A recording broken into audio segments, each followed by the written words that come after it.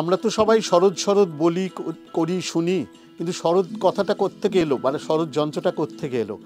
শরৎ যন্ত্রটা এসছে সুদূর পার্সিয়া বা পরবর্তীকালে আফগানিস্তান থেকে। সেই আফগানিস্তান বা পার্সিয়ায় একটা যন্ত্র ছিল শারুদ নামে, এবং আরেকটা যন্ত্র ছিল রবাব নামে। এই শারুদ যন্ত্রটা হচ্ছে রবাবের একটু বড় সংস্করণ। শারুদ কথাটার অর্থ হচ্ছে সঙ্গীত। এই শারুদ থেকে নানা রকম বিবর্তনের ফলে ভারতবর্ষে আসে এবং এসে এই শরৎ নামটা গ্রহণ করে।